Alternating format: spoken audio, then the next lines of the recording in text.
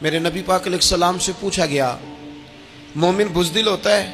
حضور نے فرمایا ہو جاتا ہے، کبھی یہ غلطی آ جاتی ہے۔ حضور مومن کنجوس ہوتا ہے؟ فرمایا کبھی ہو جاتا ہے۔ یا رسول اللہ مومن جھوٹا بھی ہوتا ہے؟ تو میرے رسول فرمانے لگے نہیں، میرا کلمہ پڑھنے والا ساری غلطیاں کر سکتا ہے، میرا مومن جھوٹ نہیں بولا کرتا۔ مومن جھوٹ۔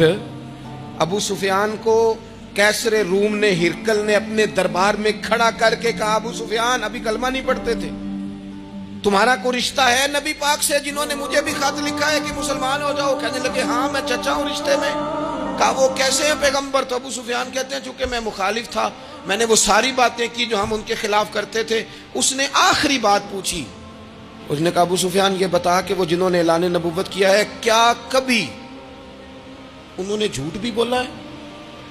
ابو سفیان کہتے ہیں کہ ایک منٹ کے لیے میں نے کہا کہہ دوں، مخالفت تھی نا، تو پھر میں نے سوچا یہ تو عرب کی وزاداری کے خلاف ہے، عرب میں سے تو کوئی جھوٹ بولنا پسند ہی نہیں کرتا، اور پھر میں اگر حضور کو معاذ اللہ جادوگر شاعر کہوں گا تو شاید کسی کو ایک منٹ کے لیے متوجہ کر سکوں، اور نبی پاک نے جھوٹ بولا ہے، یہ تو مانے گا ہی کوئی نہیں۔ کہتے ہیں بادشاہ نے پھر زور دے کے کہا سردار بتاتے کیوں نہیں، کیا کبھی انہوں نے جھوٹ بھی بولا ہے؟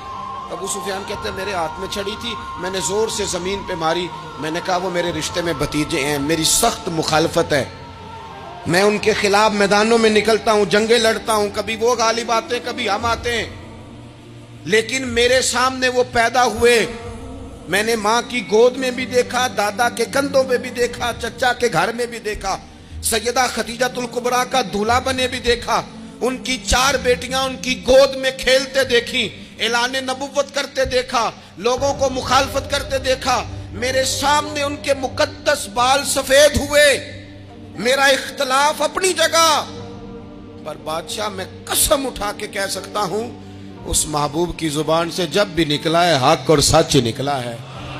اسیر دشمن کی چاہ میں بھی، وہ مخالفوں کی نگاہ میں بھی امی ہے، صادق ہے، معتبر ہے، میرا پیغمبر عظیم تر ہے، میرا پیغمبر عظیم تر ہے، میرا پیغمبر عظیم تر ہے۔ جھوٹ نہیں کبھی حضور نے بولا۔ کہتے میں نے جواب دیا تو سناٹا چھا گیا سارے دربار میں، کتنے اس نے سوال پوچھے، گھنٹوں بات ہو، سناٹا چھا گیا، اور پھر بادشاہ نے اپنا پرنا اٹھایا، چادر اٹھائی، کندھے پہ رکھی اور جانے لگا، تو میں نے پیچھے سے پلٹ کے کہا بادشاہ اتنے تو نے سوال کیے، اتنے میں نے جواب دیے، رزلٹ کا بھی تو اعلان کرنا، نتیجہ بھی تو دینا، کیا نکلا؟